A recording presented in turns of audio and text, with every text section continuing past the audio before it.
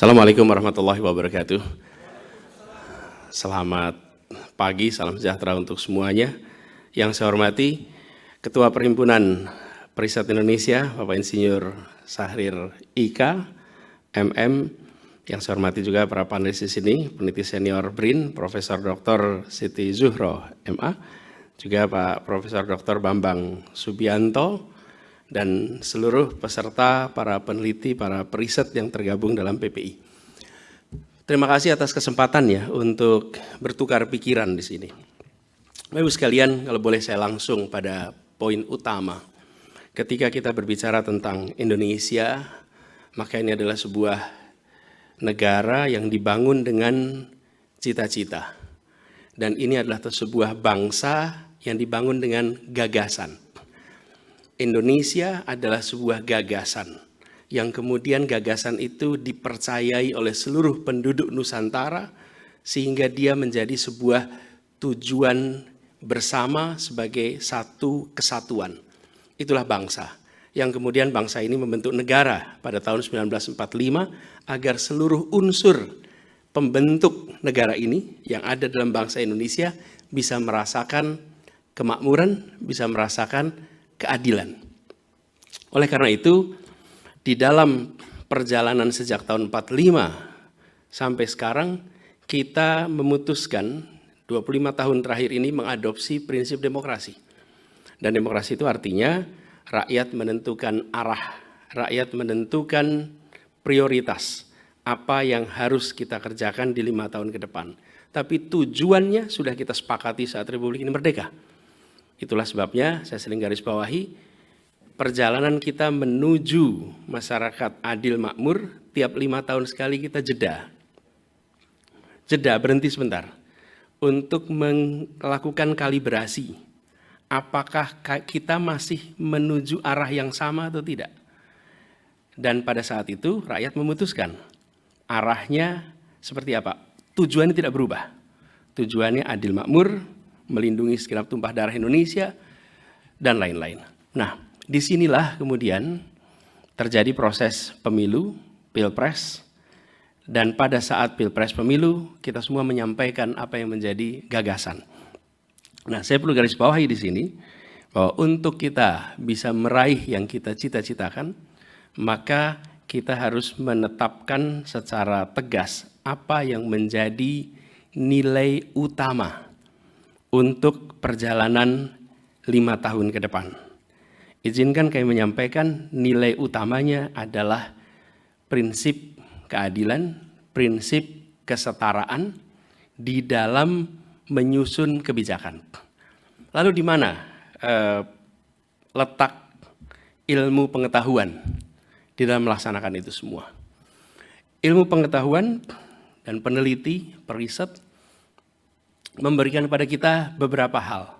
Dengan tujuan itu, maka kita mengandalkan metode ilmiah, mengandalkan kepada pandangan ahli untuk bisa mendapatkan beberapa hal. 1, bukti atau evidence, fakta, data. Ini didapatkan lewat metode ilmiah. Yang kedua, kita bisa mendapatkan nasihat, pandangan, pengalaman dari para pakar. Yang ini nanti akan diwujudkan dalam bentuk opsi-opsi yang selalu bisa diambil. Yang ketiga, kita akan dapat pandangan tentang risiko-risiko dari setiap opsi yang tersedia. Apapun itu. Yang keempat, kita ada ruang untuk terus-menerus melakukan inovasi. Dan inovasi ini bukan hanya terkait dengan inovasi ilmu alam, tapi juga inovasi di bidang ilmu sosial humaniora. Kemudian penyusunan kebijakan melibatkan variabel yang banyak. Dan percakapannya sering menggunakan terminologi yang teknis. Karena itu peran kelima yang dimainkan dalam aspek ilmu pengetahuan adalah mewujudkan menjadi bahasa komunikasi yang dipahami oleh rakyat. Ini bagian dari kontribusi ilmu pengetahuan. Dan yang keenam adalah bagaimana menggunakan metode ilmiah kita bisa melakukan evaluasi yang objektif. Nah, kami melihat bahwa penyusunan kebijakan itu bukan semata-mata sebagai proses yang bebas nilai. Justru kami melihat ada bingkai nilai. Nilai itu apa? Values, nilai itu prioritas, nilai itu apa yang berkembang di masyarakat. Dan ini menjadi rujukan di dalam kita mengambil langkah kebijakan keputusan. Kalau kita dengan itu semua, saya ingin menunjukkan di mana posisi kita saat ini. Sebagai ilustrasi, Bapak sekalian, APBN kita di tahun 2003 itu 470-an triliun. Tahun 2022 itu 3.100 triliun. Kita naik 7 kali lipat APBN kita. PDB kita 2003 itu 2.300, sekarang PDB kita 11.700. Kita naik 6 kali lipat. Dengan lompatan kenaikan itu, pertanyaannya, sudahkah sumber daya yang luar biasa besar itu dimanfaatkan dengan menggunakan pendekatan ilmu pengetahuan, dengan mengedepankan teknokrasi, sehingga dia bisa meraih tujuan utama kita. Itulah sebabnya kami melihat perlu terus-menerus menggunakan pendekatan ilmiah. Kalau boleh saya sampaikan 4 urutan di dalam pengambilan keputusan. 4 ini dimensi sesungguhnya. 1 adalah nilai, yaitu kesetaraan, keadilan. 2, yang tidak kalah penting adalah kepentingan umum, yang di situ di ranking prioritasnya.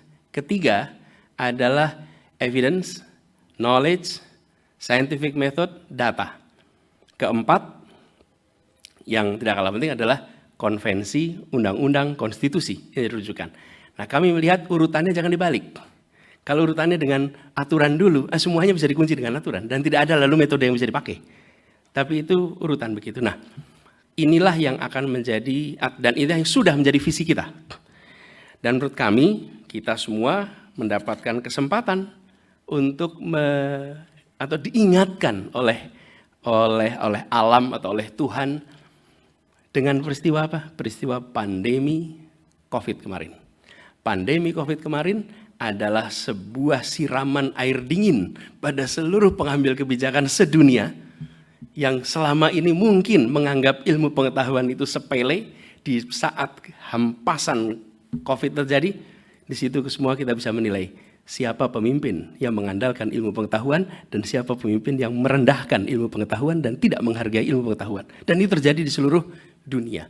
Nah, sekarang pasca COVID sudah diingatkan kita, seharusnya ke depan mengedepankan teknokrasi, mengedepankan pendekatan ilmu pengetahuan, tapi tetap ada guidance nilai. Karena nilai itulah yang menentukan prioritas, nilai itulah yang menentukan apa yang harus dikerjakan lebih awal dan apa yang dikerjakan kemudian. Itu sebagai pembuka dari saya.